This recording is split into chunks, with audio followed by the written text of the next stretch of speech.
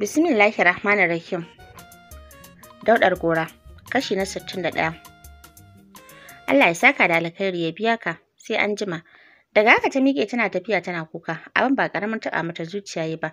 Ganin ƙiri-ƙiri yadda matar nan ta shiga tsakaninta da mafarkinta. Senior Master da Aya ta bawa tausayi, ya kalli Principal yana girgiza mashi kai. Ya ce, Hajiya, kafin ya ce wani abu ta dakatar da shi. Ya kalle ta irin kallon nan na abin da ta kai bai ba, sannan ya bar gurin ya nufi gate cikin sauri. Can ya hango Aya tana tafiya tana share hawaye har da ɗan gudu-gudu. Ya biyo ta yana kiranta, Aya ta tsaya tana kallon sa. Wani kukan ya sake ƙwace mata, haƙuri ya ta bata akan abin da Principal ta mata.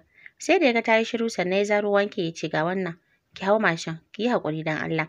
Girgiza masa kai ta ce a'a ka bar shi, ai babu nisa daga nan zuwa gidanmu. Yana mata wani kallo ya ce sai dai idan kin rena ni kawai, shi yasa ba za ki karɓa ba. Cikin ƴar kunya irin kallon da yake mata, ta ce a'a wallahi. Ya ce karɓi to. Da ƙyar ta iya karɓa ta masa godiya, yana ɗan sakin marmashi ya ce, sai na zo gida, sake ba da haƙuri. Ya yi maganar da sigar tambaya. A hankali ta gyaɗa kai ba don ta yarda zai iya zuwan ba, sannan ta masa sallama ta kama hanyarta. Shi kuma ya juya cikin makarantar, yana sakin ɗan murmushi. Iyami. Tun bayan fitar Aya daga gida babu jimawa ta fito gidan za ta rufe. Gidan uwan take son leƙa saboda tun da suka dawo kusan kullum ne sai ta shigo masu. Yau dai ta ga bari wai ta yi irin Hausar nan da Bahaushe ke cewa gaida mai gaida ka. Tana tsaka da jan ƙofa za ta rufe sai ga Iya ta iso tana faɗin gafaran ku dai. Iyami ta amsa tana juya ta kalle ta. Muryar ta ba ɓoyayya ba ce a gurinta, haka ma kamanninta. Babu abin da ya canja mata, sai dai ƴar ƙibar da ta yi kuma ta murmure, wanda ya sa tsufarta ya ɗan ɓuya. Iyami na faɗaɗa fuskarta da murmushi ta ce lale marhaban. Adama saukar yaushe? Iya na hura ɗan hancinta ta ce wallahi na kwana biyu da dawowa. Fasa rufe gidan Iyami ta yi tana komawa ciki take cewa bismillah shigo daga ciki Adama. Iya ta ce to tare da biyo bayan Iyami zuwa ciki. A falo bayan shigar su Iyami ta tafi kawo mata ruwa sannan ta ajiye mata sannan suka shiga gaisawa. After dan Iya na gyara zama ta ce Iyami magana ce babba ta kawo ni. Iyami ta ce to ina ji. Iya ta ce kin san na jima ba na garin nan. To kuma na dawo shekaran jiya sai na tarar da wani abu marar daɗi ya faru a cikin zuri'ata. Wannan dalili ya sa na taso takanas saboda mu yi magana ta fahimta tsakaninmu. Iyami ta gyaɗa kai ta ce to wace magana ce ne haka? Filla-filla Iya ta ɗauko batun kamar yadda Baba Wada ya sanar mata. Iyami na ta sauraron ta bata katse ta ba. Sannan ta dasa Aya tukunna da kanta Iyami ta wani murmushi da ke nuni da dama nan take so a zo sannan ta ce haka ne Adama amma yanzu me kike so a yi? Iya ta ce yauwa dama idan a so na ne na ce me zai hana a mayar da auren nasu. Idan ya so ita Aishatu ta koma ɗakinta, su tare su rufa wa junansu asiri su zauna ƙalau. Ai haka sai fi ko? Iyami tana kallon Iya a kaikaice ta ce ban gane me kike cewa ba Adama. Iya ta ce haba Iyami ya kike min hanya-hanya ne? Sai ka ce ƙaramar yarinya? Ki ce biki gane me nake cewa ba? Da Hausa fa nake miki magana. Iyami ganin Iya za ta hauta da faɗa ne ta ce dakata Adama. Tabbas maganganunki babu wanda ban gane ba. Sai dai zan sake maimaita abin da na sanarwa Wada akan maganar auren Shalele da Amadi. Kamar yadda ya rabu da ita bayan wannan lalura ta same ta a matsayina na uwarta kuma kakarta. Na yanke hukunci na ce matuƙar bashi da ita suka zo suka nuna suna buƙatar komawa junansu ba. Maganar nan ya mutu kenan. A bar su zaɓa wa kansu abin da ya dace da su tunda su ba yara bane yanzu. Sannan zamanin mu na da bambanci da na yanzu. Batun tursasawa yara su yi abin da ba sa so duk bai taso ba. Idan kuma aka takura har abin da ya faru wancan karin ya maimaita kansa, ina mai tabbatar miki al'amarin ba zai haifar da ɗa mai ido ba. Don wallahi zan yi ƙarar ku akan tauye mana haƙƙi daga ni har yarinyar nan. Ke idan ma banda kun same ni ina da haƙuri da kau da kai akan al'amuran ku, yau a ce wata ce ba ni ba, a mahallin nan, ai da kun gane kuranku. Shikenan dan ana nuna muku kawaici da mutunci sai kuma ku nemi zaƙewa akan me? Me kuka taɓa tsinana wa yarinyar nan tun daga haihuwarta har kawo yau? Ina ce auren ma a baki kuka yi mata, kun mata kayan aure ko kun bata sadakinta, kun mata kayan ɗaki da dangin uba suke yi, sai kawai yanzu saboda ta girma ta zama mutum za ku dinga mana nuna kamar kun fi kowa? To wallahi mu zuba ta da ku ɗan halakka fasa shege su yanka tsakaninmu. Duk inda za mu je da ku akan maganar nan a shirye nake wallahi mu zuba mu gani. Sakin baki Iya ce tana kallon yadda Iyami ke faɗa har kamar za ta isko kai a kai. Salon Ali Iya bata sake cewa komai ba ta tashi tana faɗan. A'a Allah ya bamu alkhairi. Ni ban zo don mu yi faɗa da ke ba. Iyami ta ɗaga mana ta ce ai duk a yanda kika zo min za ki same ni fiye da tunaninki. Tunda ku ba ku san zuru ba gara a zuba a fefe kowa ya ɗibi rabansa. Haba mutane sai ikon bala'i bayan ba su tsaya akan lamarin yarinya ba. Iya dai tuni ta waje tana faɗin yau na ga abin da ya ishe ni bai ishi Allah ba. Mata kamar za ta dake ni sai ta da jijiyoyin wuya take yi akan me? Kuma maganar aure ce ko ba kya so sai amai da auren nan na ga ta tsiya. Wanda ta fito ta taho gidan ta bi iya da kallo. Jin maganganun da take kamar sabon kamun hauka. Ta gane ta sarai sai dai bata tsaya ta tanka ta ba, musamman da ta ga ita ma bata kula da ita ba. Ta yi cikin gidan saboda ta gani ko iya din daga nan ta fito. Aya. Tunda ta taho daga makaranta ta nufo gida take jin gabanta na faɗuwa. Sai dai bata ɗauki hakan a matsayin wani abu da ke son faruwa da ita ba. Ta alakanta abin da cin mutuncin da principal ta yi mata. Tana sawo kai cikin gidan har ta buɗe baki za ta yi sallama. Ta suka jiyo mata faɗan da iyami take da maganganun iya. Ta tsaya ta gama jin komai daga farko har ƙarshe. Gabanta na wani irin faɗuwa ta yi saɗaf ta koma soro ta makale tana jiyo su. Sannan ta hango fitowar iya kuwa da mugun gudu ta yi bayan kofa ta ɓuya. Duk dan saboda gudun kada iya ta ganta. Ta ce sai sun tafi tare. Sannan ta tabbatar ta tafi sannan ta fito tana leƙenta. Wanda ta taho za ta shigo cikin sauri sanda ta ci karo da Aya a soro tana leƙen iya da bata kula da ita ba har ta fita. Da kallo Uwani ta bi ta kafin ta ce Aishatu wancan ba Adama bace kakarki?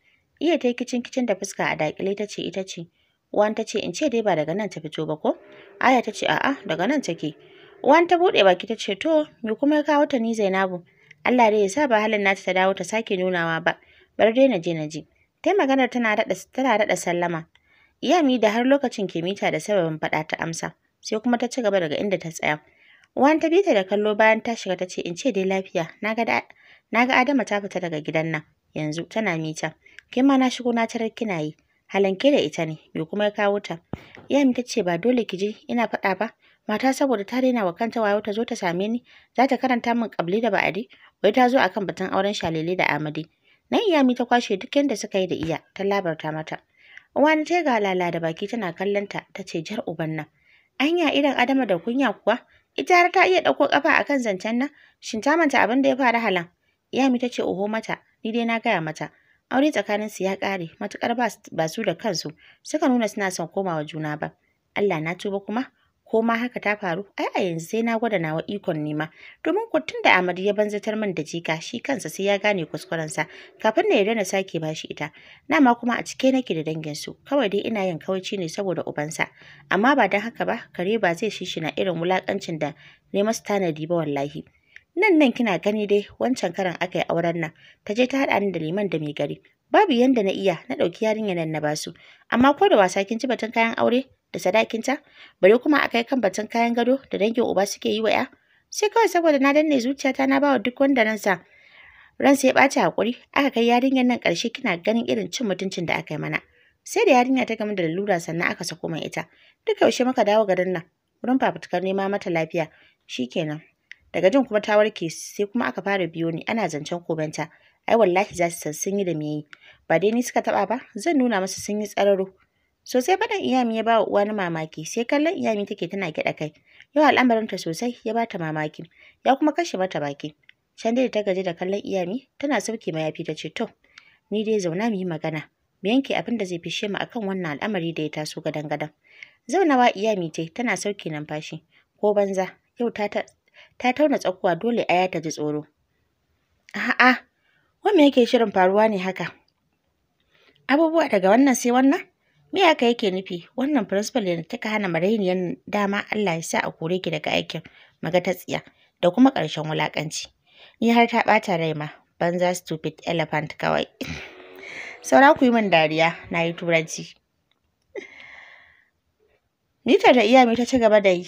Duka akan wancan maganar yasa uwan ta ce Iyami saurare nan ki ji me zan ce Iyami ta ce to ina jinki me yake son sanar ma uwan ta ce ab bari dai ina zuwa ai na ga Aishatu yanzu da zan shigo tana leƙe kofar gida bari na kirawo ta mu fara jin ta bakin ta kada mu je sai mun gama tsara zance da yanda muke son ya faru a zo ƙarshe mu ji kunya Iyami ta ba uwan da kallon mamaki tana faɗin Shalelan ta dawo ne uwan ta ce ke dai ina zuwa ni kuma da ganta har na tambaye ta daga haka ta fita tana raɗawa Aya kira. Aishatu, Ayatullahi, Aya da ke tsaye soro har sannan gabanta na ta faɗuwa. Duk ta ɗaga hankalinta ta kasa shigowa saboda tsoron abin da zai faru. Ibn Tur ta jiyo faɗan Iyami kuma da alama ba ta goyon bayan duk wani abu da iya ta zo da shi. Jikinta a sanyaye ta amsa kiran na'am.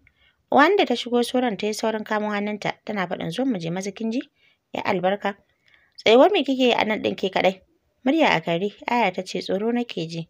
Uwan ta ce a'a kada ki ji tsoro kin ji mu je ciki. Insha Allahu babu abin da zai faru sai alkhairi. Suna shigowa Iyami ta bi su da kallo har suka ƙaraso kusa da ita.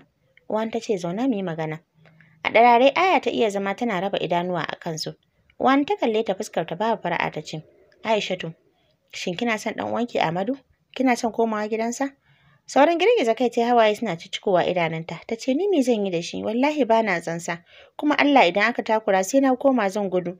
Zan gudu na bar garin nan ma. Ba za a sake gani na ba har abada.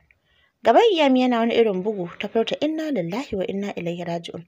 Shalele me ya zafi da zaki sako batun guduwa ki bar gari? Yanzu har akwai abin da zai sa ki iya tafiya ki bar ni?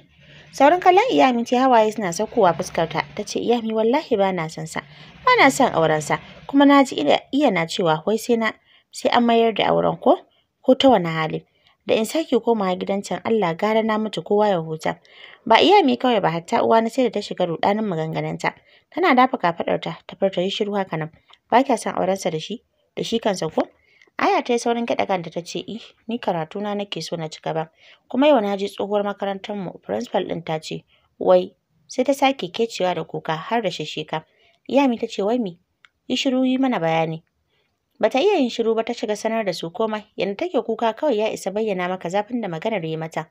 Daga Iyami har uwani sai da ta ba su tausayi. Cikin sanyi murya uwan ta ce ya isa yi shirin ki kin ji? Gobe insha Allahu za mu je makarantar mu yi magana da ita. Wataƙila ta saurare mu idan muka yi mata bayani. Gada kai kawai ta iya yi hannun zaninta uwani ta sanya ta fara share mata hawaye. Kafin a hankali ta ce tashi maza ki je ki kwanta ki huta. Kada ki bari wani abu ya dame ki. Ai muna nan ba za mu bari a yi miki abin da ba kya so ba. Insha Allahu. Gada kai Aya ta kafin ta miƙe da ƙyar ta nufi cikin ɗakin su. Daga Iyami har uwani suka sake binta da ido har ta shige. Kafin uwani ce magana Iyami ta ce uwani gaskiya ina jin anjima. Zan aika a kira min Wada mu yi maganar nan da shi. Na san duk gidan can shi kaɗai zai fahimce ni. Ya kuma fahimci maganar da zan yi masa. Magana ta domin Allah gara tun wuri kafin gyatumarsa ta yi abin da za a zo ana wallahi tallahi. Mu yi wa tufkar hanci tunda har Shalele da kanta ta ci da kunya ta ce ba ta son auren nan. Kai kin san ba ta ji daɗin zaman ba. Kuma akan batun nan ma tabbas sai inda ƙarfi na ya ƙare. Ba zan sake bari a tauye wa yarinyar haƙƙinta ba. Wancan dai ya faru bisa tsautsayi. Amma wannan karo idan wani abu ya sake faruwa to fa ganganci ne. Ni kuwa da na rasa yarinyar nan bayan na rasa mahaifiyarta gara komai ma ya faru. Iya. A hanya tunda ta baro gidan Iyami tana tafe take mitar zancen. Yau na ji mata da iko to ita har ina ta ga ƙarfi da za ta ce ba za a yi ba. Dangin uwa Allah na tuba har wani iko ne da su akan ɗa. Ai ko za ta gani zai nuna mata aini Adama ni na haifi Bukar shi kuma ya haifi yarinyar da take son nuna gwaninta. Bari dai na je gidan na samu Wada. Dama shine yake cewa ba haka za a yi ba. Zan gani idan zan faɗi magana ya tsallake ko ya ce ba haka za a yi ba. Har ta iso bakin layin gidan bata daina mita ba. Daidai rumfar da su Baba Wada suke zama ta yi birki. Tana yin mutsi-mutsi da idanuwa take kallon cikin gurin kafin ta kira sunansa. Wada, Wada. Baba Wada da suke hira jin muryar iya ya sa shi amsawa na iya. Da sauran shi ya taso yana faɗin unguwa kika je ne? Ta ce na je can unguwar hayi ne.